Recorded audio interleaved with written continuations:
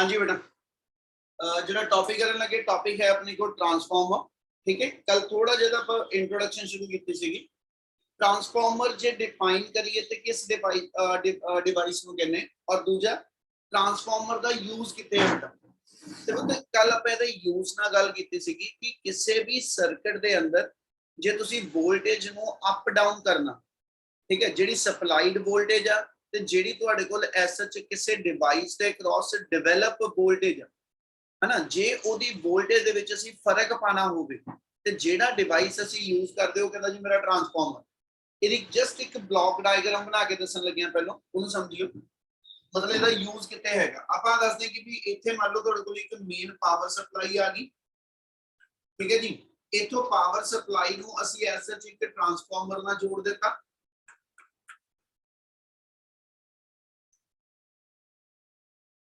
और इनू अगे असीं मान लो जिदा कहने कि भी आ मेरे को मेरा एसी आ गया, ठीक है, जिदा एयर कंडीशन लिख देना, आ मेरे को एयर कंडीशन आ गया, ठीक है, यानी एसी नू तुसीं एस सच कहना जी इहदे नाल जोड़ दो। कहना मतलब इस ट्रांसफॉर्मर का काम ये होएगा कि इथों जो सप्लाई आ रही है ना, इत्थे चलो वो सप्लाई देनी है, डायरेक्ट नहीं देती एसी नू, असीं सप्लाई देना है थ्रू ट्रांसफॉर्मर। ते ट्रांसफॉर्मर की एडवांटेज ये होएगी कि जो भी वोल्टेज की फ्लक्चुएशंस होंदियां पईयां इहदे थ्रू असीं वो वोल्टेज की फ्लक्चुएशंस नू एब्जॉर्ब कर सकते, ठीक है, क्योंकि एक वर्ड बोलते सी ट्रांसफॉर्मर का दूजा नाम स्टेबलाइजर, स्टेबलाइज करता वोल्टेज। ਇਹਦਾ मतलब जे ਤੁਹਾਨੂੰ इस डिवाइस के अक्रॉस एक स्टेबल वोल्टेज चाहिए है, पर ਜਿਹੜੀ वोल्टेज अपने को इनपुट सोर्स तो आती पई है ना, वो फ्लक्चुएटिंग है, ठीक है, ਉਹਦੀ वोल्टेज घटती ਵੱਧਦੀ है, पर ਇਹਦੇ अक्रॉस एक स्टेबल वोल्टेज देनी है ਤੇ ਜਿਹਦੇ थ्रू वो वोल्टेज सप्लाई करने वो डिवाइस मेरा ट्रांसफॉर्मर आ जाएगा। इन्हीं गल समझ लगी? Yes sir. Yes sir. ठीक है, सो आप इदा शो अप करते पे जो इथे बनाना पिया, ठीक है, आही चीज असी इथे दिखाई कि भी तुहाडे कोल एक तुहाडी ट्रांसफॉर्मर दा इनपुट सर्किट होएगा, यानी इनपुट कॉइल होएगी, ओनू तुसी एसी सोर्स नाल अटैच करोगे। हुण तक जिन्ने सोर्सेस असी पहलो लेंदे रहे हैं वो डीसी सोर्सेस सीगे, इथे मैं एसी सोर्स नाल कनेक्ट करांगा, ओदा कारण बाद च जोड़दा हुणी, ठीक है, इहदे नाल अटैच करांगे। और उस तो बाद ट्रांसफॉर्मर दी जो आउटपुट होएगी, ट्रांसफॉर्मर की जो आउटपुट होएगी वो एसी नो असी कहना जी अगे कनेक्ट कर देंगे। मतलब ट्रांसफॉर्मर की जिहड़ी एसएच सेकेंडरी कॉइल होएगी, इस सेकेंडरी कॉइल नु तुसी इस रजिस्टर ना जोड़िया, इस रजिस्टर नु नाम देना पे लोड रजिस्टर, ठीक है। ये मेरी लोड रजिस्टर जिहड़ी आ ये कोई भी वो डिवाइस आ जिदे अक्रॉस मैं स्टेबल वोल्टेज लेके जानी। इन्नी गल समझ लगी पहलों? Yes sir. Yes sir. चलो सो बच्चे एस सच ट्रांसफॉर्मर का यूज जिहड़ा हैगा वो वोल्टेज नु स्टेबलाइज करना किसी सर्किट दे अंदर, ਉਹਦੇ वास्ते वोल्टेज नु स्टैप अप करना पवे, वोल्टेज नु स्टैप डाउन करना पवे। ये दोनों टाइप के ट्रांसफॉर्मर जिहड़े ने, ठीक है जी, वो अपने कोल बिल्डअप हो जाते। जे स्टैप डाउन करना फिर ਉਹਦੀ की कंडीशन है, अप करना तो ਉਹਦੀ की कंडीशन। पर एक फर्क नाल ही दस देना, ਜਿਹੜੇ स्टेबलाइजर ਆਪਾਂ ਘਰਾਂ 'ਚ यूज करते हैं, ठीक है, ये किते भी यूज होंगे है ना, वो दो तरह के नहीं होंगे, वो ऑटोमैटिक आ, लोड पैन ते आप ही उन्हें अपने आप ਨੂੰ स्टैप अप भी बना लेना ते स्टैप डाउन भी कर लेना, ठीक है। यानी जिद्दां हुण असीं कहने जी वोल्टेज आ बाजारों मान लो जस्ट मैं स्टेबलाइजर परचेज करना, वो उन्होंने मैं कहना जी मैनूं ना स्टेबलाइजर दे दे, वो कहना किहड़े वाला चाहिए, मैं कहा जी 150 वाला दे दे, 90 वाला दे दे।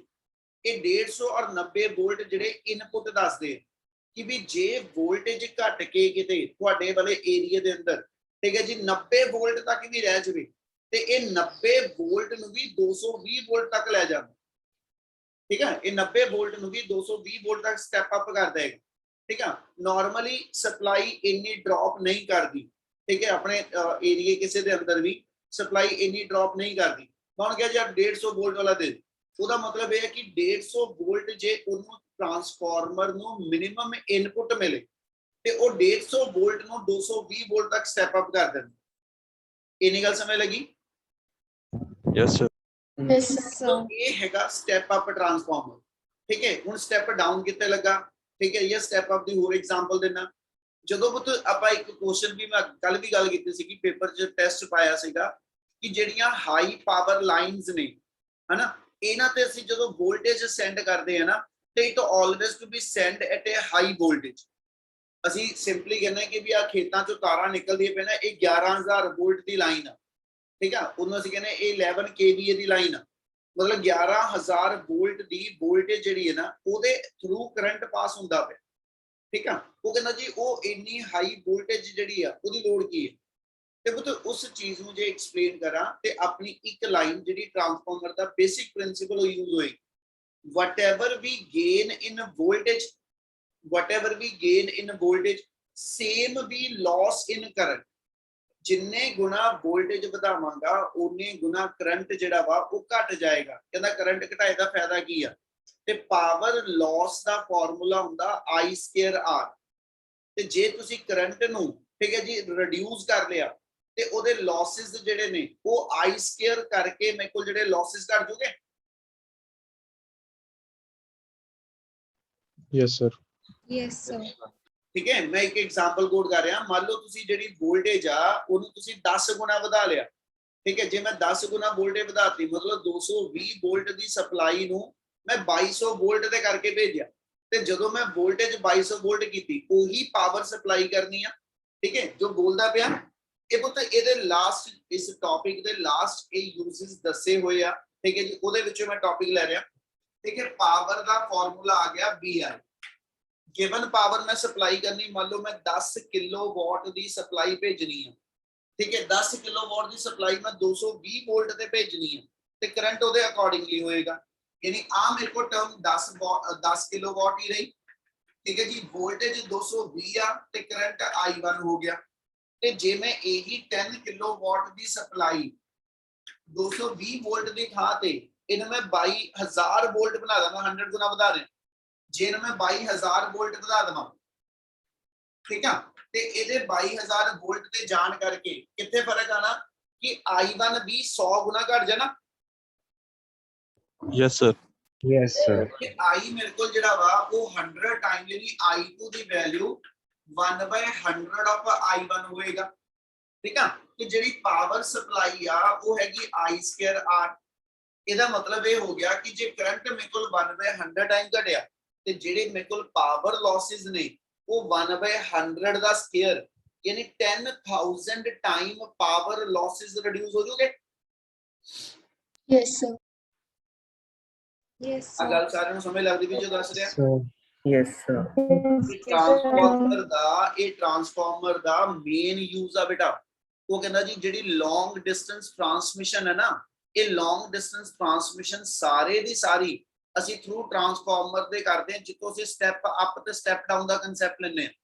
ਅਸੀਂ ਕਹਿੰਦੇ ਕਿ ਜਦੋਂ ਇਹ ਸਪਲਾਈ ਦੇਣੀ ਆ, ਠੀਕ ਹੈ, ਜਦੋਂ ਇਹ ਸਪਲਾਈ ਸੈਂਡ ਕਰਨੀ ਆ, ਠੀਕ ਹੈ। ਆ ਮੰਨ ਲਓ ਮੇਰੇ ਕੋਲ ਅਸੀਂ ਇੱਥੇ ਬਲੌਕ ਡਾਇਗਰਾਮ ਚ ਲੈਂਦੇ ਆ, ਪਾਵਰ ਸਟੇਸ਼ਨ ਹੋ ਗਿਆ। ਪਾਵਰ ਸਟੇਸ਼ਨ ਨੇ ਜਦੋਂ ਸਪਲਾਈ ਭੇਜੀ 10 ਕਿਲੋਵਾਟ ਦੀ ਸਪਲਾਈ ਆ, ਠੀਕ ਹੈ, 10 ਕਿਲੋਵਾਟ ਦੀ ਸਪਲਾਈ 220 ਵੋਲਟ ਤੇ ਭੇਜਦਾ, ਠੀਕ ਹੈ। ਤੇ ਉਦੋਂ ਪਾਵਰ ਲਾਸਸ ਮੇਰੇ ਜ਼ਿਆਦਾ ਵਾ, ਤੇ ਜੇ ਇਹੀ ਸਪਲਾਈ ਮੈਂ 22000 ਵੋਲਟ ਬਣਾ ਦੇਣਾ, ਠੀਕ ਹੈ, ਕਿਹਦੇ ਥਰੂ ਬਣਾਉਂਗਾ, ਪਾਵਰ ਸਟੇਸ਼ਨ ਨੇ ਜਿਹੜੀ ਐਸਐਚ ਕਹਿੰਦਾ ਜੀ ਵੋਲਟੇਜ ਪ੍ਰੋਡਿਊਸ ਕਰਨੀ ਹੈ ਨਾ। ਇੱਥੇ ਇੱਕ ਚੀਜ਼ ਐਡ ਕਰ ਰਿਹਾ, ਪਾਵਰ ਸਟੇਸ਼ਨ ਨੇ ਸਭ ਤੋਂ ਪਹਿਲਾਂ ਜਦੋਂ ਪਾਵਰ ਪ੍ਰੋਡਿਊਸ ਕੀਤੀ, ਉਹਨੇ ਪ੍ਰੋਡਿਊਸ ਕੀਤੀ 10 ਕਿਲੋਵਾਟ ਦੀ ਪਾਵਰ 220 ਵੋਲਟ ਤੇ ਇਹਨੇ ਪ੍ਰੋਡਿਊਸ ਕੀਤੀ। ਇੱਥੇ ਲੱਗਿਆ ਮੇਰਾ ਸਟੈਪ ਅਪ ਟਰਾਂਸਫਾਰਮਰ, ਇੱਥੇ ਲੱਗਿਆ ਮੇਰੇ ਕੋਲ step up transformer. Step up transformer ਨੇ ਐਸਐਚ ਕਿਆ ਕੀਤਾ ਕਿ ਇਹੀ 10 ਕਿਲੋਵਾਟ ਦੀ ਸਪਲਾਈ ਜਿਹੜੀ ਆ ਇਹ 22000 ਵੋਲਟ ਬਣਾਤੀ, ਠੀਕ ਆ। ਉਹਨੇ 22000 ਵੋਲਟ ਇਹਦੇ ਚ ਬਣਨ ਤੋਂ ਬਾਅਦ ਇਹ ਸਾਡੀਆਂ ਟਰਾਂਸਮਿਸ਼ਨ ਲਾਈਨ ਆ ਗਈਆਂ, ਮਤਲਬ ਭਾਖੜੇ ਤੋਂ ਲਾਈਨ ਚੱਲੀ, ਠੀਕ ਹੈ, ਤੇ ਕਪੂਰਥਲੇ ਤੱਕ ਜਿਹੜੀ ਤਾਰਾਂ ਪੈਂਦੀਆਂ ਪਈਆਂ, ਇਹ ਉਹ ਮੇਰੀਆਂ ਟਰਾਂਸਮਿਸ਼ਨ ਲਾਈਨਸ ਹੋ ਗਈਆਂ। ਇਹਨਾਂ ਟਰਾਂਸਮਿਸ਼ਨ ਲਾਈਨ ਤੋਂ ਪਾਵਰ ਜਦੋਂ ਆਈ, ਹੁਣ ਇਧਰਲੇ ਪਾਸੇ, ਠੀਕ ਹੈ ਜੀ, ਜਿਹੜੀ ਸਪਲਾਈ ਮੈਨੂੰ ਘਰ ਚ ਚਾਹੀਦੀ ਆ ਉਹ ਹੈਗੀ ਸਾਰੀ 220 ਵੋਲਟ ਤੇ। ਜਿਹੜੀ ਇੰਡਸਟਰੀ ਨੂੰ ਸਪਲਾਈ ਚਾਹੀਦੀ ਆ ਮੰਨ ਲਓ ਹੈਗੀ ਮੇਰੇ ਕੋਲ ਜਿਹੜੀ 5000 ਵੋਲਟ ਤੇ, ਠੀਕ ਆ। ਜਿਹੜੀ ਰੇਲਵੇ ਲਾਈਨ ਨੂੰ ਸਪਲਾਈ ਚਾਹੀਦੀ ਆ ਉਹ ਮੰਨ ਲਓ ਹੈਗੀ ਮੇਰੇ ਕੋਲ 11000 ਵੋਲਟ ਤੇ। ਇਹਦਾ ਮਤਲਬ ਹੋ ਗਿਆ ਜਿਹੜੀ ਸਪਲਾਈ ਆਈ ਆ ਉਹ ਆਈ ਹੈ 22000 ਵੋਲਟ ਤੇ। ਜਿਹੜੀ ਮੈਂ ਅੱਗੇ ਡਿਸਟ੍ਰੀਬਿਊਟ ਕਰਨੀ ਆ है ना, वो मेरे को डिफरेंट वोल्टेज आ। ਇਹਦਾ ਮਤਲਬ ਇਹ ਹੋ ਗਿਆ ਅਸੀਂ 22000 ਵੋਲਟ ਅੱਗੇ ਕਿਤੇ ਵੀ ਨਹੀਂ ਭੇਜਣੇ, ਠੀਕ ਹੈ ਨਾ। ਅਸੀਂ ਤਾਂ ਡੋਮੈਸਟਿਕ ਸਪਲਾਈ ਜਿਹੜੀ ਆ 220 ਵੋਲਟ ਤੇ ਲੈਣੀ, ਠੀਕ ਹੈ। ਰੇਲਵੇ ਨੂੰ ਸਪਲਾਈ ਅਸੀਂ 11000 ਵੋਲਟ ਤੇ ਦੇਣੀ। ਇਹਦਾ ਮਤਲਬ ਇਸ ਸਾਈਡ ਤੇ ਆ ਕੇ ਜਿਹੜਾ ਵਾ ਇਹ ਟਰਾਂਸਮਿਸ਼ਨ ਲਾਈਨ ਦੇ ਥਰੂ ਸਪਲਾਈ ਜਿਹੜੀ ਆ ਸਟੈਪ ਡਾਊਨ ਟਰਾਂਸਫਾਰਮਰ ਨੂੰ ਜਾਏ, ਯਾਨੀ ਇਧਰਲੇ ਪਾਸੇ ਮੇਰੇ ਕੋਲ ਜਿਹੜਾ ਲੱਗ ਗਿਆ ਉਹ ਆ ਗਿਆ ਸਟੈਪ ਡਾਊਨ ਟਰਾਂਸਫਾਰਮਰ,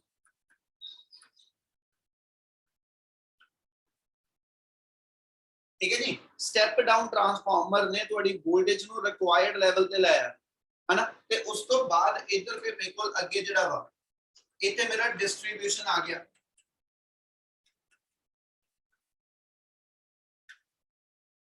इथे मेरे को डिस्ट्रीब्यूशन आ गया जड़ा, यानी साडे जेडे शहर दे विच जिथे सी कहंदे जी बिजली घर साडा बनया हुंदा है ना, उत्थे सप्लाई जड़ी आ पहलो एसएच 22000 वोल्ट ते आई, उत्थे स्टेप डाउन ट्रांसफार्मर लग्या, वो स्टेप डाउन ट्रांसफार्मर ने वोल्टेज नु 22000 वोल्ट तो, ठीक है, रिक्वायर्ड जिन्नी वोल्टेज आ उच्च कन्वर्ट कर दे, ठीक है। इस वे ना तुहाडे कोल जिहड़ी सप्लाई आ, ठीक है, ओनू उस स्टेप अप ते स्टेप डाउन ट्रांसफार्मर दे थ्रू, ठीक है, पावर लॉसेस नु कंट्रोल करन वास्ते यूज करदे। क्या आ इन्नी चीज समझ लगी जी? Yes, sir. Yes, sir. Yes, sir. जे Yes, इन्नी sir. कोई डाउट आ तो एक बारी मैनू बोल दो बेटा, जे इन्ना क्लियर तो फिर कंटिन्यू करा।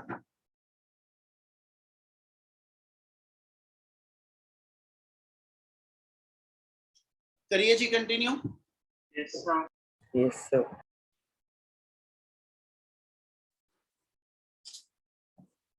चलो हुण आ गया पुत इहदे एसएच कंस्ट्रक्शन दा पार्ट आ गया, या कह लो इहदी वर्किंग आ गई।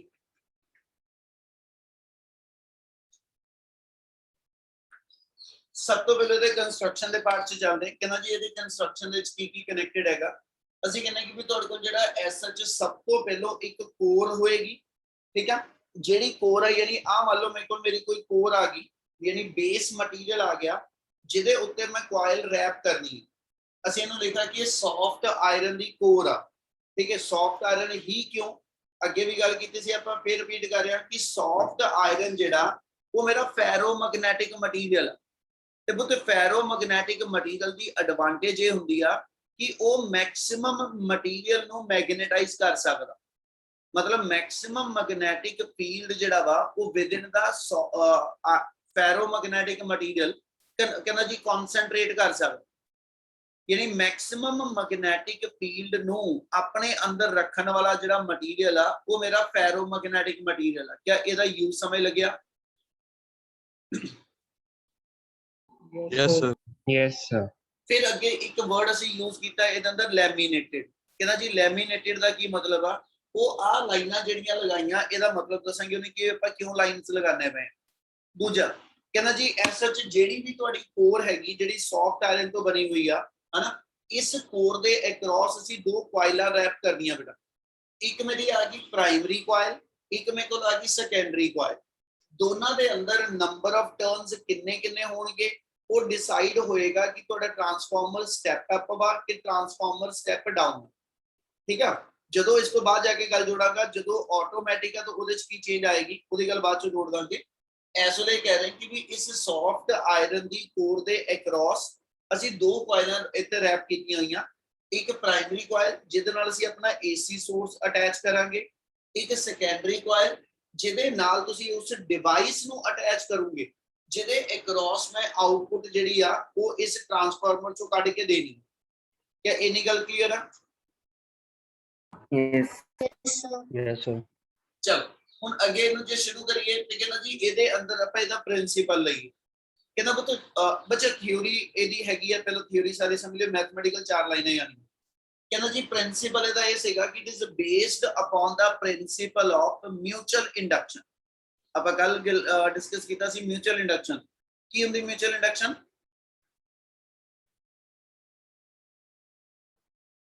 ਮਿਊਚੁਅਲ ਇੰਡਕਸ਼ਨ ਕੀ ਹੁੰਦੀ ਹੈ ਜੀ? ਬੋਲੋ।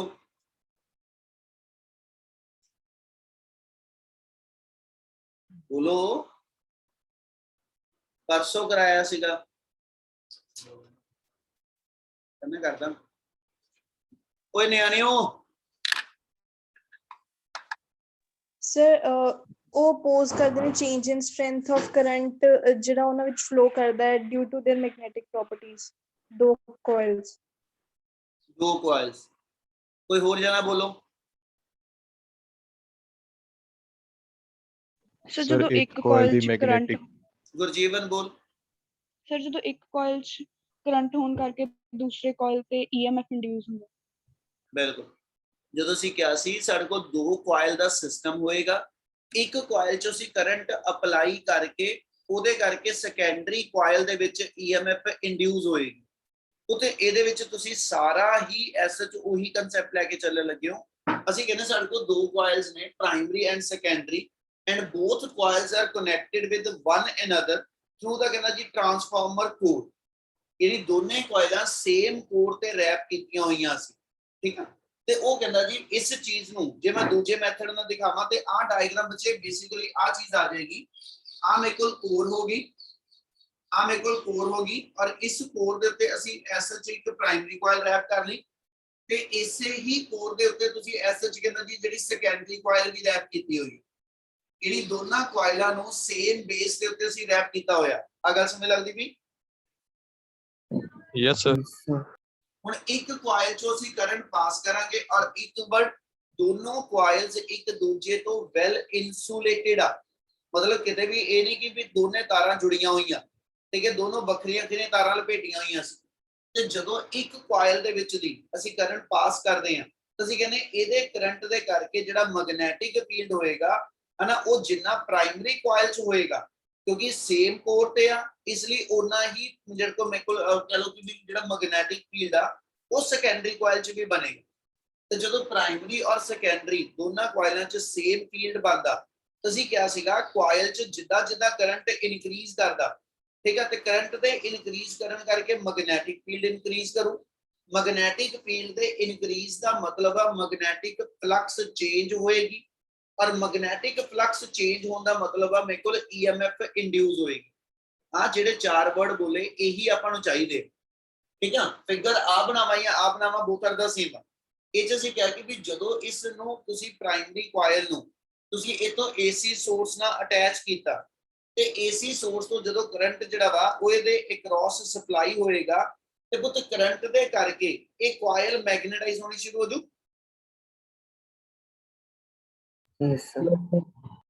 Yes, ਤੇ sir. ਜਦੋਂ ਇਹ ਮੇਰੀ ਕੁਆਇਲ ਮੈਗਨੇਟਾਈਜ਼ ਹੋਣੀ ਆ ਹੈਨਾ, ਤੇ ਇੱਥੇ ਆਪਾਂ ਪਹਿਲਾਂ ਗੱਲ ਕੀਤੀ DC, ਇੱਥੇ ਤਾਂ ਲਾਇਆ ਹੀ AC ਆ, ਤੇ AC ਕਰੰਟ ਜਿਹੜਾ ਵਾ ਉਹਦੀ ਵੇਰੀਏਸ਼ਨ ਜੇ ਲੈ ਕੇ ਚੱਲਾਂ ਤੇ ਮੇਰੇ ਕੋਲ ਇਸ ਵੇ ਨਾਲ ਵਾ, ਇਹਨੂੰ ਆਪਾਂ AC ਕਰੰਟ ਕਹਿੰਦੇ। Yes, sir. Yes, sir. मतलब ये हो गया कि भी ਤੁਹਾਡੇ ਕੋਲ current always take some time to increase from 0 to maximum। Current 0 ਤੋਂ maximum ਹੁੰਦਾ ਟਾਈਮ ਲੈ ਰਿਹਾ, ਤੇ ਜੇ ਕਰੰਟ ਦੀ ਸਟਰੈਂਥ ਚੇਂਜ ਹੋ ਰਹੀ ਆ ਤੇ ਇਸ ਫਾਰਮੂਲੇ ਦੇ ਅਕੋਰਡਿੰਗਲੀ ਇਹਦੇ ਅਕ੍ਰੋਸ ਮੈਗਨੈਟਿਕ ਫੀਲਡ ਦੀ ਸਟਰੈਂਥ ਵੀ ਚੇਂਜ ਹੋ ਰਹੀ। ਤੇ ਜੇ ਪ੍ਰਾਇਮਰੀ ਕੁਆਇਲ 'ਚ ਮੈਗਨੈਟਿਕ ਫੀਲਡ ਦੀ ਸਟਰੈਂਥ ਚੇਂਜ ਹੋ ਰਹੀ ਆ ਤੇ ਫਲਕਸ ਦਾ ਫਾਰਮੂਲਾ ਸੀਗਾ V into A, ਤੇ EMF ਇੰਡਿਊਸ ਦਾ ਫਾਰਮੂਲਾ ਸੀਗਾ -d⁻dt।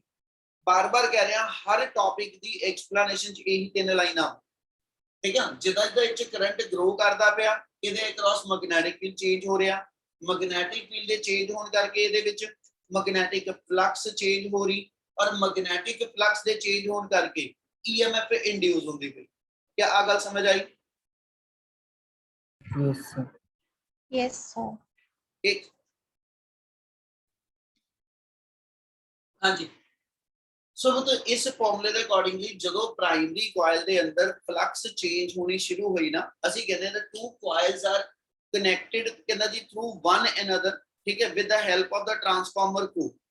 ਯਾਨੀ ਕੋਰ ਪੂਰੇ ਦੇ ਪੂਰੇ ਜਗ੍ਹਾ ਤੇ ਐਕਸਪੈਂਡਡ ਆ, ਜਿਹਦੇ ਕਰਕੇ ਜਿੰਨਾ ਮੈਗਨੈਟਿਕ ਫੀਲਡ ਪ੍ਰਾਇਮਰੀ ਕੁਆਇਲ ਦੇ ਅੰਦਰ ਚੇਂਜ ਹੋਇਆ ਉਹੀ ਸੇਮ ਮੈਗਨੈਟਿਕ ਫੀਲਡ ਦੀ ਚੇਂਜ ਅਸੀਂ ਕਹਿੰਦੇ ਸੈਕੰਡਰੀ ਕੁਆਇਲ 'ਚ ਆਈ। ਤੇ ਜਦੋਂ ਸੈਕੰਡਰੀ ਕੁਆਇਲ 'ਚ ਮੈਗਨੈਟਿਕ ਫੀਲਡ ਚੇਂਜ ਹੋਇਆ, ਇਹ ਮਤਲਬ ਸੈਕੰਡਰੀ ਕੁਆਇਲ 'ਚ ਮੈਗਨੈਟਿਕ ਫਲਕਸ ਚੇਂਜ ਹੋਈ, ਤੇ ਸੈਕੰਡਰੀ ਕੁਆਇਲ 'ਚ ਫਲਕਸ ਦੇ ਚੇਂਜ ਹੋਣ ਕਰਕੇ ਸੈਕੰਡਰੀ ਕੁਆਇਲ 'ਚ EMF ਇੰਡਿਊਸ ਹੋਈ। Yes, sir. Yes, Yes, sir. ਓਏ ਜਦੋਂ ਪੁੱਛਦਾ ਤਾਂ ਥੋੜਾ ਰਿਸਪੌਂਡ ਕਰ ਦਿਆ ਕਰੋ, ਮੈਨੂੰ ਵੀ ਪਤਾ ਲੱਗੇ ਤੁਸੀਂ ਸਾਰੇ ਹੈਗੇ ਹੋ। ਇੰਨੀ ਸਮਝ ਲੱਗਦੀ ਵੀ ਸਾਰਿਆਂ ਨੂੰ? Yes, Yes, sir. sir. ਚਲੋ ਸੋ ਜਦੋਂ ਸੈਕੰਡਰੀ ਕੋਇਲ ਦੇ ਅੰਦਰ EMF ਇੰਡਿਊਸ ਹੋਏਗੀ ਨਾ, ਹੁਣ ਇੱਥੇ ਇੱਕ ਲਾਈਨ ਇੰਪੋਰਟੈਂਟ ਹੈ ਤੁਹਾਡੇ ਲਈ, ਕਹਿੰਦਾ ਜੀ EMF ਇੰਡਿਊਸਡ ਪਰ turn, EMF induced per turn in secondary coil as well as in primary coil that remains same। ਉੱਥੇ ਮੈਂ ਇਹ ਕਿਹਾ ਸੀਗਾ ਪ੍ਰਾਇਮਰੀ ਤੇ ਸੈਕੰਡਰੀ ਦੇ ਨੰਬਰ ਆਫ ਟਰਨ ਜਿਹੜੇ ਨੇ ਉਹ ਡਿਫਰ ਕਰਨਗੇ, ਪਰ ਪ੍ਰਾਇਮਰੀ ਤੇ ਸੈਕੰਡਰੀ ਕੋਇਲ ਦੇ ਵਿੱਚ ਠੀਕ ਹੈ ਇਹਦੇ ਹਰ ਟਰਨ ਦੇ ਵਿੱਚ ਜਿਹੜੀ ਵੋਲਟੇਜ ਆ ਉਹ ਸੇਮ ਆ। ਮਤਲਬ ਜੇ ਇਹਦੇ 2 ਟਰਨ ਆ ਇਹਦੇ ਵੀ 2 ਟਰਨ ਆ ਹਨਾ, ਤੇ ਇਹਦਾ ਮਤਲਬ ਹੈ ਹਰ ਇੱਕ ਟਰਨ ਦੇ ਵਿੱਚ ਜਿਹੜੀ ਵੋਲਟੇਜ ਆ ਉਹ ਸੇਮ। ਤੇ ਜੇ ਦੋਨੇ ਦੇ ਵਿੱਚ 2-2 ਟਰਨ ਹੋਏ ਇਹਦੇ ਨਾਲ ਦੋਨਾਂ ਦੇ ਵਿੱਚ ਪ੍ਰਾਇਮਰੀ ਤੇ ਇਨਪੁੱਟ ਤੇ ਆਊਟਪੁੱਟ ਹਨਾ, ਯਾਨੀ ਪ੍ਰਾਇਮਰੀ ਤੇ ਸੈਕੰਡਰੀ ਦੋਨਾਂ ਕੋਇਲਾਂ 'ਚ ਵੋਲਟੇਜ ਵੀ ਸੇਮ। ਇਹਦੇ ਨਾਲ ਵੋਲਟੇਜ ਦਾ ਫਰਕ ਕਿਹਦੇ ਨਾਲ ਪੈਣਾ, ਨੰਬਰ ਆਫ ਟਰਨਸ ਮੇਰੇ ਕੋਲ ਕਿੰਨੇ ਕਿੰਨੇ। ਕਿੰਨੀ ਗੱਲ ਸਮਝ ਲੱਗੀ? Yes, sir. Yes, Yes, sir. sir. ਸੋ ਇੱਥੇ ਲਿਖ ਰਿਹਾ ਜਿਹੜੀ EMF ਇੰਡਿਊਸ ਹੋਈ ਆ ਇਹ ਜੇ ਮੈਂ S ਚ ਲਿਖੀ ਆ ਇੱਕ ਟਰਨ ਵਾਸਤੇ, ਤੇ ਜੇ ਮੇਰੇ ਕੋਲ S ਚ ਨੰਬਰ ਆਫ ਟਰਨਸ ਗਿਵਨ ਆ ਇਹਨੂੰ ਪੁੱਤ ਇਨਟੂ n ਕਰ ਦਿਓ, ਯਾਨੀ n ਨਾਲ ਮਲਟੀਪਲਾਈ ਕਰਾਂ ਤੇ ਮੇਰੇ ਕੋਲ ਟੋਟਲ EMF ਇੰਡਿਊਸਡ ਕਹਿੰਦਾ ਜੀ ਇਨ n ਟਰਨਸ ਆ ਜਾਏਗੀ। क्या ਇੰਨੀ ਗੱਲ ਕਲੀਅਰ ਆ? Yes, sir. Yes, sir. Yes, sir. ਹੁਣ ਬੱਚੇ ਇਹੀ ਚੀਜ਼ ਆਪਾਂ ਪ੍ਰਾਇਮਰੀ ਔਰ ਸੈਕੰਡਰੀ ਲਈ ਲਿਖਣ ਲੱਗੇ। ਅਸੀਂ ਕਹਿੰਦੇ ਕਿ ਵੀ ਜਿਹੜੀ ਐਸਐਚ ਮੇਰੇ ਕੋਲ ਇਹ EMF ਇੰਡਿਊਸ ਹੋਏਗੀ ਪ੍ਰਾਇਮਰੀ ਲਈ ਲਿਖਣੀ, ਇੱਥੇ ਨੰਬਰ ਆਫ ਟਰਨ ਪ੍ਰਾਇਮਰੀ ਦੇ ਆਜੂ, ਫਲਕਸ ਨਹੀਂ ਪ੍ਰਾਇਮਰੀ ਦੀ ਲਿਖੀ। ਕਿਉਂ? ਕਿਉਂਕਿ ਅਸੀਂ ਵਰਡ ਯੂਜ਼ ਕੀਤਾ ਫਲਕਸ ਇਨ ਪ੍ਰਾਇਮਰੀ ਤੇ flux in secondary they are always equal. Flux the difference ਨਹੀਂ ਅਸੀਂ ਕਿਤੇ ਵੀ ਲੈ ਕੇ ਚੱਲਦੇ, ਠੀਕ ਹੈ। ਇੱਕ ਟਰਨ ਦੀ ਫਲਕਸ ਜਿਹੜੀ ਉਹ ਮੇਰੀ ਸੇਮ ਆ ਇਨਟੂ ਨੰਬਰ ਆਫ ਟਰਨ ਆਪਣੇ ਕੋਲ ਆ ਗਏ, ਤੇ ਜੇ ਇਹਦੀ ਸੈਕੰਡਰੀ ਦੇ ਕ੍ਰਾਸ ਲਿਖਾਂ ਇਹੀ ਸੇਮ ਚੀਜ਼, ਤੇ ਉਹ ਕਹਿੰਦਾ ਜੀ ਇਹ ਬੇਸਿਕਲੀ ਜਿਹੜੀ ਡਿਪੈਂਡੈਂਸ ਆ ਜੇ ਇਥੋਂ ਲਵਾਂ ਤੇ ਮੇਨ ANP ਤੇ ਇਹ SNS ਤੇ ਆਜੂ।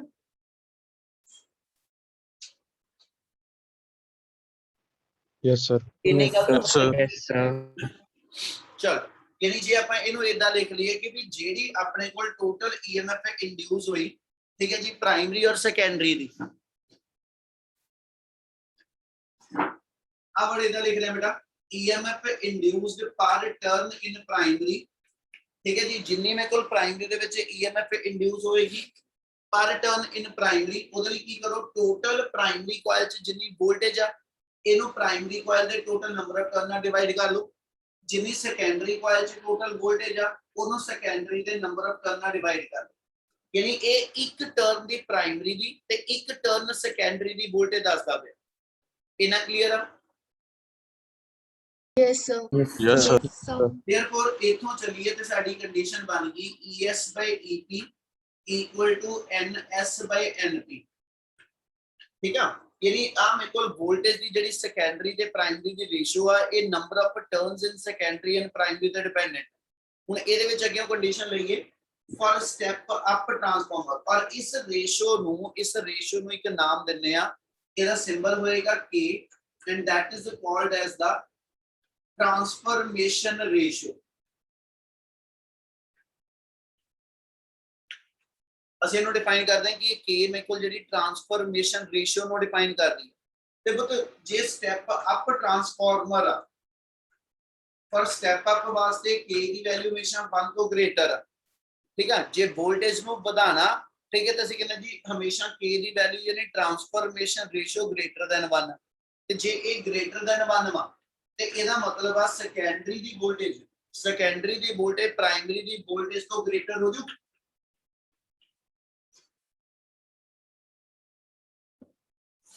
ਓਏ ਗੱਲ ਸਮਝ ਲੱਗਦੀ Yes, ਪਈ? sir. Yes, sir. Yes, sir. Yes, ਆਪਾਂ sir. ਸਟੈਪ ਅਪ ਕਰਨਾ ਵਾ, ਮੈਂ ਉੱਪਰ ਪਹਿਲਾਂ ਗੱਲ ਕਹਿ ਕੇ ਆਇਆ ਸਟੈਪ ਅਪ ਦਾ ਮਤਲਬ ਆ ਲੋ ਵੋਲਟੇਜ ਇਹ ਆਪਾਂ ਟਰਾਂਸਫਾਰਮਰ ਨੂੰ ਦੇਣੀ ਤੇ ਹਾਈ ਵੋਲਟੇਜ ਉਹਦੇ ਕੋਲੋਂ ਲੈਣੀ। ਇਹਦਾ ਮਤਲਬ ਜੇ ਸਟੈਪ ਅਪ ਕਰਨਾ ਤੇ ਆ ਕਹਿੰਦਾ ਜੀ K ਦੀ ਵੈਲਿਊ ਹਮੇਸ਼ਾ ਗ੍ਰੇਟਰ ਦੈਨ 1, ਉਹਦਾ ਮਤਲਬ ਇਹ ਹੋ ਗਿਆ ਸੈਕੰਡਰੀ ਕੋਇਲ 'ਚ ਵੋਲਟੇਜ ਜਿਹੜੀ ਜ਼ਿਆਦਾ ਹੋਏਗੀ ਐਸ ਕੰਪੇਅਰ ਟੂ ਪ੍ਰਾਇਮਰੀ। ਇਹਦੇ ਵਾਸਤੇ ਉਹ ਕਹਿੰਦਾ ਜੀ ਫਿਰ ਹੋਏਗਾ ਕਿ number of turn in secondary coil should be greater than number of turn in prime, ਠੀਕ ਆ। ਇਹਦਾ ਮਤਲਬ ਆ ਜੇ ਸੈਕੰਡਰੀ 'ਚ ਵੋਲਟੇਜ ਜ਼ਿਆਦਾ ਸਾਂਭਣੀ ਆ ਤੇ ਸੈਕੰਡਰੀ ਦੇ ਫਿਰ ਟਰਨ ਵੀ ਜ਼ਿਆਦਾ ਚਾਹੀਦੇ ਆ। ਇਹਦੀ ਗੱਲ ਸਮਝ ਲੱਗੀ? Yes, sir. Yes, sir. Similarly ਜੇ ਆਪਾਂ ਸਟੈਪ ਡਾਊਨ ਵਾਸਤੇ ਲਿਖਣਾ ਹੋਵੇ, ਠੀਕ ਹੈ, ਤੇ ਇਹੀ ਰੇਸ਼ੀਓ ਰਿਵਰਸ ਆ ਜਾਏਗੀ। K less than 1 ਹੋ ਗਿਆ, therefore ES की वैल्यू less than EP आ, therefore अपने को NS की वैल्यू less than NP आ जाएगा। क्लियर है निगल? Yes, sir. Yes, sir. चलो अगले वर्ड समझो। ਆਪਾਂ ਇੱਕ ਲਾਈਨ ਬੋਲੀ ਸੀ ਟੌਪਿਕ ਦੇ ਸਟਾਰਟ ਦੇ ਅੰਦਰ, whatever we gain in voltage same we loss in current। ਉਹ ਤਾਂ ਉਹਦਾ ਮਤਲਬ ਕੀ ਹੈ ਬੱਚੇ? ਮੈਂ ਇੱਥੇ ਇੱਕ ਫਾਰਮੂਲਾ ਪਿੱਛੇ ਹੁਣੀ ਯੂਜ਼ਸ ਚ ਲਿਖਿਆ ਸੀ P = V * I। ਉਹ ਚ ਮੈਂ ਇਹ ਕਿਹਾ ਕਿ ਗਿਵਨ ਪਾਵਰ ਵਾਸਤੇ ਜੇ ਤੁਸੀਂ ਸਰਕਟ ਦੀ ਵੋਲਟੇਜ ਨੂੰ ਵਧਾ ਦਿੰਦੇ ਹੋ ਤੇ ਸਰਕਟ ਦਾ ਕਰੰਟ ਓਨੇ ਟਾਈਮ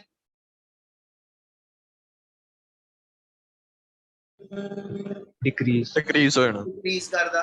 ਇਹੀ ਕਨਸੈਪਟ ਨੂੰ ਲੈ ਕੇ ਅਸੀਂ ਇਹ ਦੱਸਣ ਲੱਗੇ ਕਿ ਜਿੰਨੀ ਇਨਪੁਟ ਪਾਵਰ ਮੈਂ ਇਤੋਂ ਸਪਲਾਈ ਕਰਾਂਗਾ, ਅਸੀਂ ਮੰਨਦੇ ਪਏ ਸਾਡਾ ਟਰਾਂਸਫਾਰਮਰ ਜਿਹੜਾ ਆਈਡੀਅਲ ਆ, ਆਈਡੀਅਲ ਟਰਾਂਸਫਾਰਮਰ ਦੀ ਇਹ ਪ੍ਰਾਪਰਟੀ ਆ, ਅਸੀਂ ਮੰਨਾਂਗੇ ਉਹਦੀ ਐਫੀਸ਼ੀਐਂਸੀ ਜਿਹੜੀ ਉਹ 100% ਆ। ਠੀਕ ਆ, ਜਿਹੜੇ ਡਿਵਾਈਸ ਦੀ ਐਫੀਸ਼ੀਐਂਸੀ 100% ਆ, ਐਫੀਸ਼ੀਐਂਸੀ ਹੁੰਦੀ ਆ output power over input power. ਤੇ ਜੇ ਡਿਵਾਈਸ ਦੀ ਐਫੀਸ਼ੀਐਂਸੀ 100% ਆ, ਸਮਝੋ ਇੱਧਰ ਧਿਆਨ ਨਾਲ ਦੱਸਦਾ ਪਿਆ, ਜੇ ਡਿਵਾਈਸ ਦੀ ਐਫੀਸ਼ੀਐਂਸੀ 100% ਆ ਤੇ ਉਹਦੀ ਇਨਪੁੱਟ ਪਾਵਰ ਤੇ ਉਹਦੀ ਆਊਟਪੁੱਟ ਪਾਵਰ ਆਪਸ ਵਿੱਚ ਇਕੁਅਲ ਹੋਏ। ਇਸੇ ਲਾਈਨ ਨੂੰ ਲੈ ਕੇ ਜੇ ਆਪਾਂ ਇੱਥੇ ਗੱਲ ਕਰੀਏ, ਫॉर एन आइडियल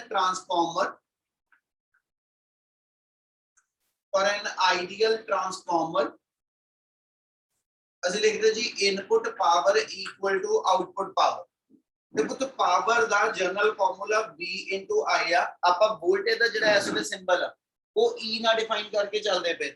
ਇਸ ਲਈ ਜੇ ਇਹੀ ਚੀਜ਼ ਮੈਂ ਲਿਖਣੀ ਹੋਵੇ ਤੇ ਮੇਰੇ ਕੋਲ ਆ ਗਿਆ EP * IP, यानी power in primary coil it should be equal to ES * IS, यानी power in secondary coil. Clear है? Yes, sir. Yes, Yes, sir. sir. ਇਹਦੇ ਅਕੋਰਡਿੰਗਲੀ ਜੇ ਮੈਂ ES/EP ਲਿਖ ਲਵਾਂ ਤੇ ਉਹਦੀ ਵੈਲਿਊ IP/IS ਆ ਗਈ। ਇਹਦਾ ਮਤਲਬ ਹੋ ਗਿਆ ਸੈਕੰਡਰੀ ਦੀ ਆਪਾਂ ਜੇ ਹੁਣ ਗੱਲ ਕਰੀਏ, ਠੀਕ ਹੈ, ਜੇ ਸਟੈਪ ਅਪ ਟਰਾਂਸਫਾਰਮਰ ਆ ਤੇ ਬੁੱਤ ਸਟੈਪ ਅਪ ਟਰਾਂਸਫਾਰਮਰ ਚ ਅਸੀਂ ਦੱਸਿਆ ਸੀਗਾ, ਸ਼ਾਰਟ ਚ ਲਿਖਾਂਗੇ ਇਹਨੂੰ, ਫॉर ਸਟੈਪ ਅਪ ਟਰਾਂਸਫਾਰਮਰ ਆਪਣੀ ਕੰਡੀਸ਼ਨ ਸੀਗੀ ES > EP। ਤੇ ਜੇ ਸਟੈਪ ਅਪ ਚ ES EP ਤੋਂ ਗ੍ਰੇਟਰ ਆ ਤੇ ਇਹਦਾ ਵੱਲ ਆ ਰੇਸ਼ੋ ਦੇ ਵਿੱਚ ES EP ਤੋਂ ਜੇ ਵੱਡਾ ਹੋਇਆ ਤੇ ਆ ਰੇਸ਼ੋ ਗ੍ਰੇਟਰ ਦੈਨ 1 ਬਣੂ। Yes, Yes. sir. ਤੇ ਜੇ ਆ ਰੇਸ਼ੋ ਗ੍ਰੇਟਰ ਦੈਨ 1 ਆ ਤੇ ਆ ਰੇਸ਼ੋ ਇਹਦੇ ਇਕੁਅਲ ਹੈ, ਇਹ ਮਤਲਬ ਆ ਵੀ ਰੇਸ਼ੋ ਗ੍ਰੇਟਰ ਦੈਨ 1। ਤੇ ਜੇ ਇਹ ਰੇਸ਼ੋ ਗ੍ਰੇਟਰ ਦੈਨ 1 ਆ ਤੇ ਮਤਲਬ ਫਿਰ IP IS ਤੋਂ ਵੱਡਾ ਹੋ ਜੂ। Yes, sir. Yes, sir. therefore ਇਥੋਂ ਜੇ ਕੰਡੀਸ਼ਨ ਲਿਖ ਦਈਏ ਤੇ ਕੰਡੀਸ਼ਨ ਇਹ ਆ ਗਈ, ਕਹਿੰਦਾ ਜੀ IP > IS। ਇਹਦਾ ਮਤਲਬ ਆ ਜੇ ਸੈਕੰਡਰੀ ਚ ਤੁਸੀਂ ਵੋਲਟੇਜ ਵਧਾਉਂਦੇ ਪਏ ਹੋ ਤੇ ਇੱਥੇ ਸੈਕੰਡਰੀ ਦਾ ਕਰੰਟ ਜਿਹੜਾ ਮੇਰੇ ਕੋਲ ਘਟ ਜਾਣਾ। ਇਹ ਮਤਲਬ ਜਿੰਨੇ ਟਾਈਮ ਮੈਂ ਸੈਕੰਡਰੀ ਦੀ ਵੋਲਟੇਜ ਇਨਕਰੀਜ਼ ਕਰਾਂਗਾ ਉਨੇ ਟਾਈਮ ਸੈਕੰਡਰੀ ਕੋਇਲ ਦਾ ਕਰੰਟ ਜਿਹੜਾ ਵਾ ਉਹ ਪ੍ਰਾਇਮਰੀ ਕੋਇਲ ਤੋਂ ਰਿਡਿਊਸ ਕਰਦਾ ਜਾਊਗਾ। Yes, sir. Yes, sir. ਉਹ ਤਾਂ ਆ ਗੱਲ ਸਾਰਿਆਂ ਨੂੰ ਸਮਝ ਲੱਗਦੀ ਪਈ ਜੋ ਦੱਸਦਾ ਪਿਆ। Yes, sir. Yes, sir. Yes, sir.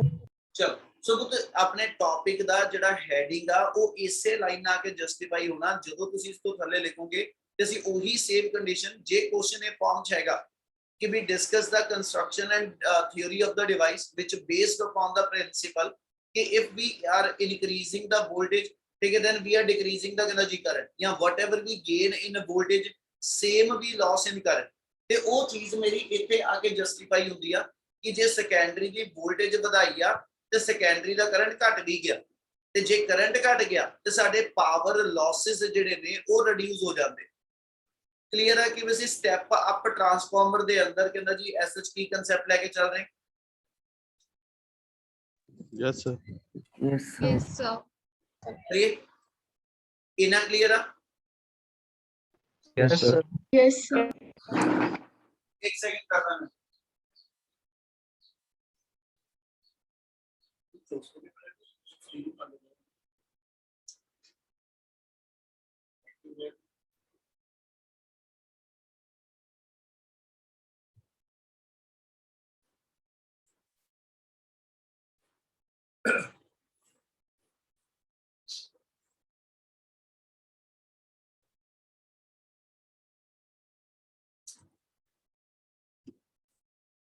Mathematical continue करांगा, लेकिन उस तो पहले एक चीज आप एक्सप्लेन होर कर लीए। एक वर्ड जेड़ा आप इत्थे गल कीती सी लैमीनेटेड, कहना भी लैमीनेटेड सॉफ्ट आयरन कोर की दस दी।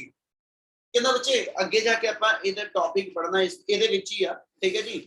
Losses in transformer, losses in transformer दे अंदर आप ऐसे जो लॉसेस डिस्कस करांगे ना, कुछ एक वर्ड आएगा एडी करंट लॉसेस। आप वर्ड ऑलरेडी पढ़िया एडी करंट की होंगे कि जो प्राइमरी दे करके या सैकेंडरी च या किसी भी कॉइल दे अंदर ईएमएफ इंड्यूस होंदी है, ते उस इंड्यूस्ड ईएमएफ दे करके सर्किट च इंड्यूस करंट फ्लो करदा, ते जेड़ा इंड्यूस करंट आ, ठीक है जी, वो हमेशा कॉइल दे अंदर हीटिंग इफेक्ट प्रोड्यूस करेगा, ठीक है। उस हीटिंग इफेक्ट नू रिड्यूस करन वास्ते, उस हीटिंग इफेक्ट नू रिड्यूस करन वास्ते असी जेड़ी इत्थे कोर लवांगे ना, वो लैमीनेटेड आ। ये हजे वास्ते दसिया, इन्हों हजे आप डिस्कस फिर दोबारा करांगे डिटेल के अंदर कि वे कंप्लीट की चीज आ। लेकिन मैथमेटिकल कंटिन्यू करिए। अपने को आ गया कि भी ऐसे च दो कंडीशन आ गई, ES by EP equal to NS by NP equal to IP by IS। एक पासे EC by EP, एक पासे ES by EP जड़ा वा वो अपना NS ते NP नाल रिलेटेड आ। दूजे पासे हुणी असी क्या ES by EP जड़ा वा वो IP by IS दे इक्वल आ, ते इहदे नाल IP by IS जड़ा वो भी NS by NP दे इक्वल आ जो।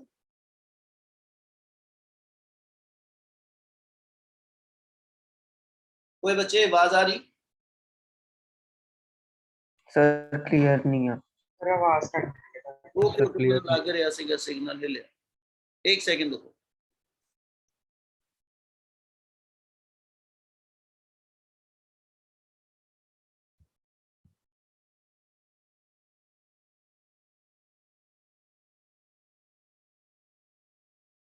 बस होगा।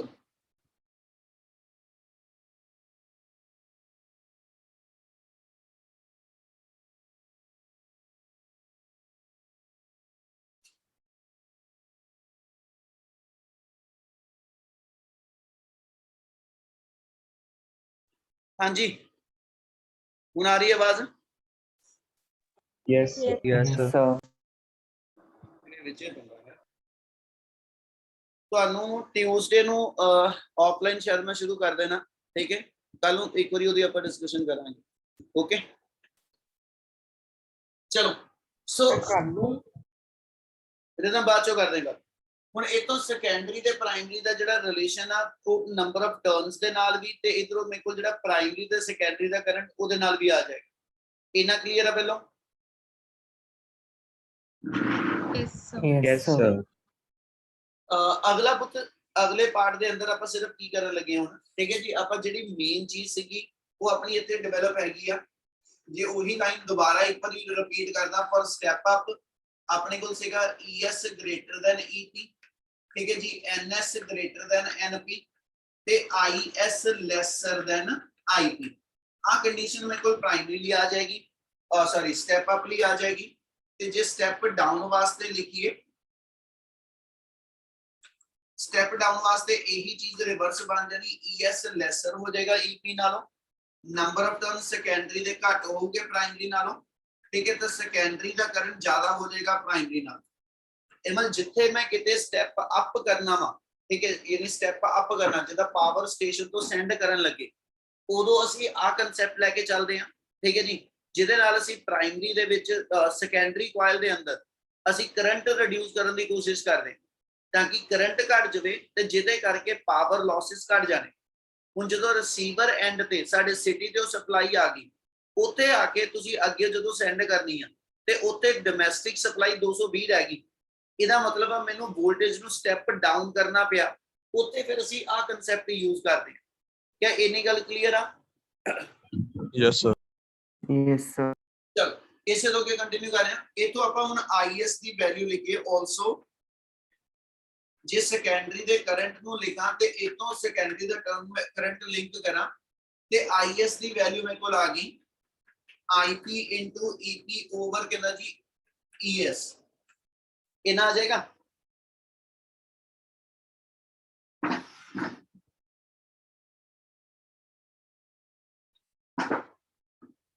ਕੋਈ ਕਲੀਅਰ ਆ? Yes, sir. Yes, sir. Yes, sir. Yes, sir. ਵਿੱਚ ਬੋਲ ਦਿਆ ਕਰੋ। ਮੈਨੂੰ ਇੱਥੋਂ ਕਿਸੇ ਦੇ ਲੱਗਦਾ ਕਿ ਪਤਾ ਨਹੀਂ ਸਿਗਨਲ ਹੈਗਾ ਕਿ ਚਲਾ ਗਿਆ, ਤਾਂ ਤੁਹਾਨੂੰ ਪੁੱਛਦਾ ਪਿਆ ਕਿ ਦੱਸ ਦਿਆ ਕਰੋ ਮਾੜਾ ਜਿਹਾ। ਕਰਾਂ continue. Yes, sir. Yes, sir. Similarly ਜੇ ਆਪਾਂ ਇਥੋਂ ਪ੍ਰਾਇਮਰੀ ਦੇ ਕਰੰਟ ਨੂੰ ਸੈਕੰਡਰੀ ਦੇ ਕਰੰਟ ਨਾਲ ਲਿੰਕ ਕਰੀਏ ਤੇ ਆਪਣੇ ਕੋਲ ਰਿਲੇਸ਼ਨ ਆ ਗਿਆ IP equal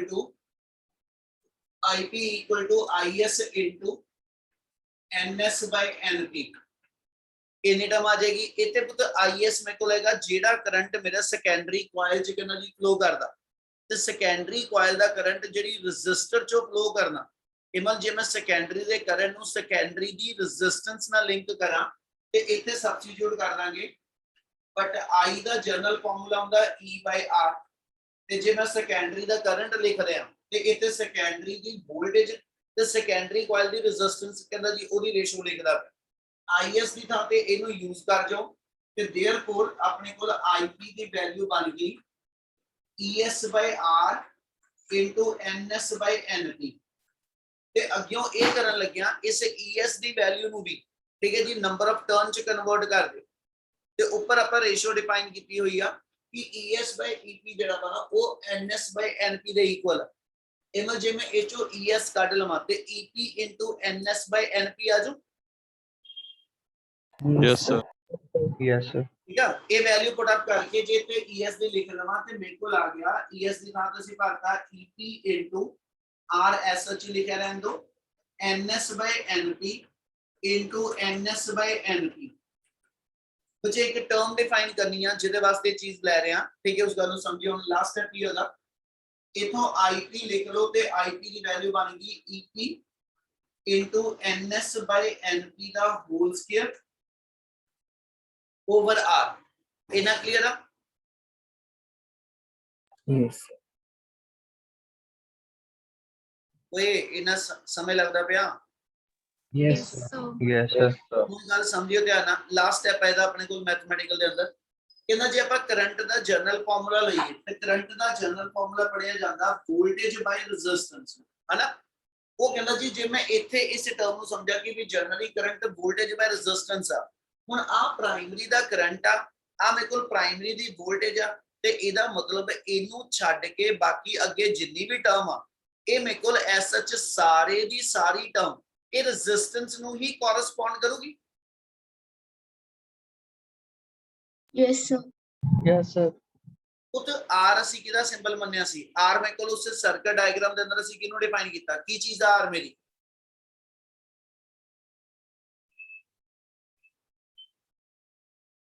Load resistance. ਜਿਹੜੀ ਲੋਡ ਰੈਜ਼ਿਸਟੈਂਸ ਲਗਾਈ ਆ ਤੁਸੀਂ, ਹੈ ਨਾ। ਹੁਣ ਇੱਥੇ ਜਾ ਕੇ ਜੇ ਮੈਂ ਲਵਾਂ ਇੱਕ ਲੋਡ ਰੈਜ਼ਿਸਟੈਂਸ ਦੀ ਗੱਲ ਆ ਤੇ ਇੱਕ ਆਰ ਰਿਲੇਸ਼ਨ ਕਹਿੰਦਾ ਕਿ ਇਸ ਵੋਲਟੇਜ ਨੂੰ ਛੱਡਦੇ ਹੋਏ ਬਾਕੀ ਜਿੰਨੀ ਵੀ ਟਰਮ ਆ ਉਹ ਸਾਰੀ ਰੈਜ਼ਿਸਟੈਂਸ ਗਿਣ। ਕਹਿੰਦਾ ਜੀ ਫਿਰ ਇਹ ਕਿਹੜੀ ਰੈਜ਼ਿਸਟੈਂਸ ਹੋਈ?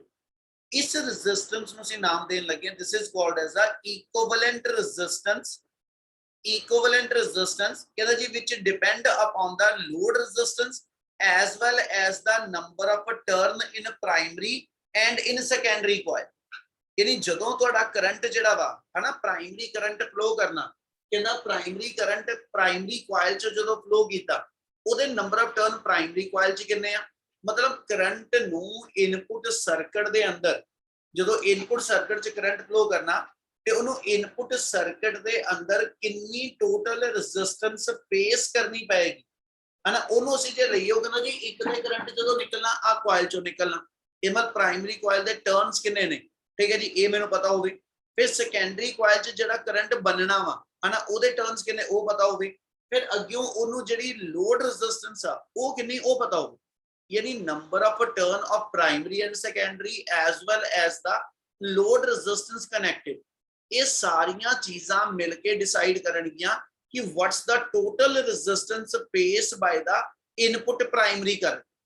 ਉਸ ਚੀਜ਼ ਨੂੰ ਫਿਰ ਇੱਥੇ ਆ ਕੇ ਅਸੀਂ ਐਸ ਸਿੰਬਲ ਦੇ ਦਿੰਨੇ, ਕਹਿੰਦਾ ਜੀ put R into NP over NS ਦਾ square. R into NP over NS ਦਾ ਸਕੁਅਰ ਆ ਜਿੰਨੀ ਵੀ ਟਰਮ ਬਣੀ ਆ ਇਸ ਸਾਰੀ ਟਰਮ ਨੂੰ ਤੁਸੀਂ R ਇਕੁਇਵਲੈਂਟ ਲਿਖ ਦਿਓ, ਠੀਕ ਹੈ। ਇਸ ਸਾਰੀ ਟਰਮ ਨੂੰ R ਇਕੁਇਵਲੈਂਟ ਲਿਖ ਦਵਾਂ ਤੇ देयरफॉर ਆਪਣੇ ਕੋਲ ਇਹੀ ਰਿਲੇਸ਼ਨ ਜਿਹੜਾ ਵਾ ਉਹਦਾ ਫਾਈਨਲ ਫਾਰਮੂਲਾ ਆਪਣੇ ਕੋਲ ਰਹਿ ਜਾਏਗਾ IP equal to EP over R equivalent। ਯਾਨੀ I ਨੂੰ ਅਸੀਂ E by R ਹੀ ਲਿਖਦੇ ਪਏ, ਪਰ ਇੱਥੇ ਜਿਹੜਾ R equivalent ਕਹਿ ਰਹੇ ਆ ਉਹ ਕਿਹਨੂੰ ਕਹਿ ਰਹੇ ਆ ਕਿ ਜਿਹੜੀ ਟੋਟਲ ਰੈਜ਼ਿਸਟੈਂਸ ਪ੍ਰਾਇਮਰੀ ਦੇ ਕਰੰਟ ਨੂੰ ਸਰਕਟ 'ਚ ਫੇਸ ਕਰਨੀ ਪਏਗੀ, ਤੇ ਉਹ ਰੈਜ਼ਿਸਟੈਂਸ ਕਿਹੜੇ ਚੀਜ਼ ਦੀ ਆਏਗੀ। ਕਹਿੰਦਾ ਜੀ ਇੱਕ ਤੇ ਲੋਡ ਰੈਜ਼ਿਸਟੈਂਸ ਜਿਹੜੀ ਅਟੈਚ ਕੀਤੀ ਉਹ ਕਿੰਨੀ ਵੈਲਿਊ ਦੀ ਆ, ਉਹਦੇ ਤੇ ਡਿਪੈਂਡੈਂਸ ਹੋਏਗੀ। ਸੈਕਿੰਡ ਤੁਹਾਡੀ ਪ੍ਰਾਇਮਰੀ ਤੇ ਸੈਕੰਡਰੀ ਕੁਆਇਲ ਦੇ ਨੰਬਰ ਆਫ ਟਰਨਸ ਕਿੰਨੇ ਇਹ ਸਾਰੇ ਫੈਕਟਰ ਮਿਲ ਕੇ ਜਿਹੜੇ ਨੇ ਉਹ ਡਿਸਾਈਡ ਕਰੋਗੇ ਕਿ ਸਰਕਟ ਦੀ ਟੋਟਲ ਰੈਜ਼ਿਸਟੈਂਸ ਮੇਰੇ ਕੋਲ ਜਿਹੜੀ ਆ ਪ੍ਰਾਇਮਰੀ ਦੇ ਕਰੰਟ ਨੂੰ ਕਿੰਨੀ ਫੇਸ ਕਰਨੀ ਪਏਗੀ। क्या इतनी गल समझ लग रही बेटा? Yes, sir. Yes, sir. Yes, sir. चलो ये ट्रांसफार्मर दी बेसिक सारी अपने को थ्योरी होएगी नाल, ठीक है जी, जेडे कंस्ट्रक्शन दे नाल तुसी एक्सप्लेन करोगे। अगे मेरे को ਇਹਦੇ ਵਿੱਚ ਜਿਹੜਾ ਪਾर्ट आ ਜਾਂਦਾ ਉਹ आ ਜਾਂਦਾ G S such losses in transformer.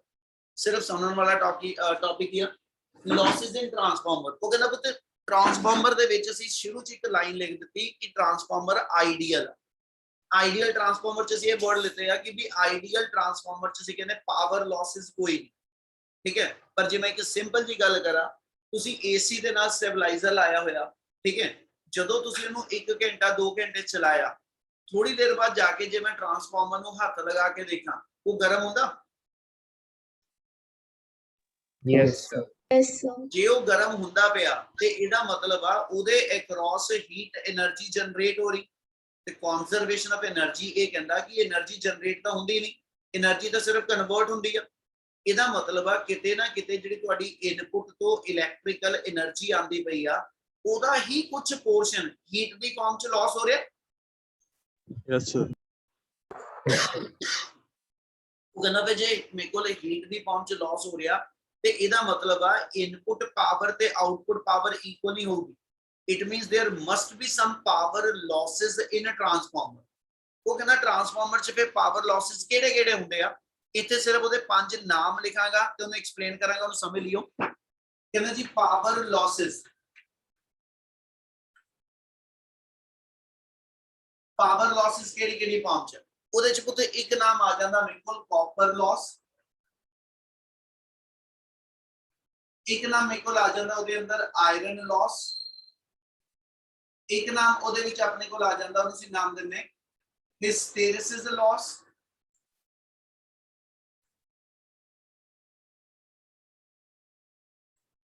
ਹਿਸਟੈਰਿਸਿਸ Las. ਇੱਕ ਲਾਸ ਆ ਜਾਂਦਾ ਉਹਨੂੰ ਅਸੀਂ ਨਾਮ ਦਿੰਨੇ ਤੁਹਾਡੇ ਕੋਲ ਜਿਹੜਾ ਮੈਗਨੇਟੋ ਸਟ੍ਰਿਕਸ਼ਨ ਲਾਸਸ,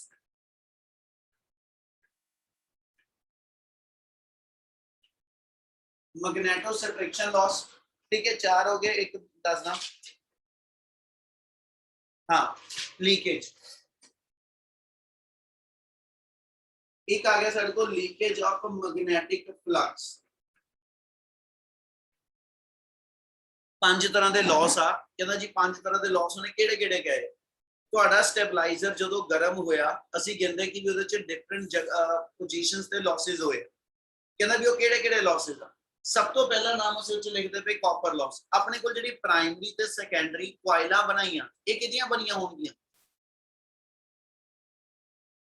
ਜਿਹੜੀ ਕੁਆਇਲ ਚੋਂ ਕਰੰਟ ਪਾਸ ਹੋ ਰਿਹਾ ਉਹ ਕੁਆਇਲਸ ਕਿਸ ਚੀਜ਼ ਤੋਂ ਬਣੀਆਂ ਹੋਈਆਂ। ਕਾਪਰ ਵਾਇਰ ਹੋਗੀ है ना। ਅਸੀਂ ਕਹਿੰਦੇ ਪੁੱਤ ਜਿਹੜੀ ਸਾਰੇ ਦੀ ਸਾਰੀ ਵਾਇਰਿੰਗ ਕੀਤੀ ਆ ਜਿਹੜੀਆਂ ਕੁਆਇਲਾਂ ਬਣਾਈਆਂ ਉਹ ਅਸੀਂ ਕਹਿੰਦੇ ਜੀ ਸਾਡੀਆਂ ਕਾਪਰ ਵਾਇਰ ਤੋਂ ਬਣੀਆਂ। ਤੇ ਕਾਪਰ ਅਸੀਂ ਇਹ ਤਾਂ ਕਹਿੰਦੇ ਇਟਸ ਅ ਗੁੱਡ ਕੰਡਕਟਰ, ਪਰ ਅਸੀਂ ਇਹ ਨਹੀਂ ਕਹਿੰਦੇ ਕਿ ਉਹਦੀ ਜ਼ੀਰੋ ਰੈਜ਼ਿਸਟੈਂਸ। ਇਹਦਾ ਮਤਲਬ ਕਾਪਰ ਵਾਇਰ ਦੇ ਥਰੂ ਜਦੋਂ ਕਰੰਟ ਪਾਸ ਹੋਏਗਾ ਹੈ ਨਾ ਤੇ ਕਾਪਰ ਵਾਇਰ ਦੀ ਜਿੰਨੀ ਰੈਜ਼ਿਸਟੈਂਸ ਹੋਏਗੀ ਉਹਦੇ ਅਕੋਰਡਿੰਗਲੀ ਕੁਝ ਨਾ ਕੁਝ ਹੀਟ ਲਾਸ ਜਨਰੇਟ ਹੋ। Yes, sir. जल्दी रिस्पॉन्ड करते चलोगे, एक दो लाइनें ही आनी, कुछ नहीं अच्छी डिटेल बहुत ज्यादा। कॉपर लॉस ने किन्हों नाम दिता, कहंदा जी when the current will passes through the कहंदा जी कॉपर कॉइल्स है ना, ते due to the resistance offered by the कहंदा जी कॉपर कॉइल, ठीक है, some heat must be produced in the coils. ਅਸੀਂ ਕਹਿੰਦੇ ਜੀ ਇਹਦੀਆਂ ਕੁਆਇਲਾਂ ਗਰਮ ਹੋ ਗਈਆਂ, ਇਹਦੀਆਂ ਕੁਆਇਲਾਂ ਸੜ ਗਈਆਂ, ਠੀਕ ਹੈ, ਤੇ ਉਹ ਕੁਆਇਲਾਂ ਦੇ ਥਰੂ ਜਿਹੜਾ ਕਰੰਟ ਪਾਸ ਹੁੰਦਾ ਪਿਆ ਉਹਦੇ ਕਰਕੇ ਕੁਆਇਲ 'ਚ ਜਿਹੜਾ ਲਾਸ ਹੋਇਆ ਉਹਨੂੰ ਅਸੀਂ ਨਾਮ ਦੇ ਦਿੰਦੇ ਉਹ ਮੇਰਾ ਕਾਪਰ ਲਾਸ ਆ। ਸੈਕਿੰਡ ਉਹਨੇ ਲਿਖਿਆ ਆਇਰਨ ਲਾਸ। ਆਪਣੀ ਜਿਹੜੀ ਐਸ ਸੱਚ ਕੋਰ ਵਾ ਉਹ ਕਾਦੀ ਬਣੀ ਸੀਗੀ, Soft iron. ਸੌਫਟ ਆਇਰਨ ਦੀ ਹਨਾ ਤੇ soft iron is one of the ferromagnetic material ਤੇ ਉਹ ਫੈਰੋਮੈਗਨੈਟਿਕ ਮਟੀਰੀਅਲ ਚ ਅਸੀਂ ਵਰਡ ਇਹ ਬੋਲਿਆ ਕਿ ਪ੍ਰਾਇਮਰੀ ਕੋਇਲ ਚੋਂ ਕਰੰਟ ਪਾਸ ਕਰਨ ਕਰਕੇ ਜਦੋਂ ਇਹਨੇ ਮੈਗਨੇਟਾਈਜ਼ ਹੋਣਾ ਠੀਕ ਹੈ ਪ੍ਰਾਇਮਰੀ ਕੋਇਲ ਚੋਂ ਕਰੰਟ ਦੇ ਪਾਸ ਹੋਣ ਕਰਕੇ ਜਦੋਂ ਇਹਨੇ बचे सिर्फ 2 मिनट लगाने में 2 मिनट खत्म कर रहे हैं ठीक है प्राइमरी कॉइल चो करंट पास होने करके जो इन्हें एस एच कहना जी कॉइल दे क्रॉस ठीक है जो इन्हें मैग्नेटाइज करना इस कोर नु चलो कल करांगे रहन दो लॉसेस फिर जल्दी जल्दी हो जाने कल करांगे बेटा इसको अगे कंटिन्यू सर कल को ये परसों कल क्लास हैगी है छुट्टी नहीं हैगी मनन ग्रुप च मैसेज पा कल छुट्टी नहीं हैगी क्लास है ऑनलाइन ऑनलाइन कल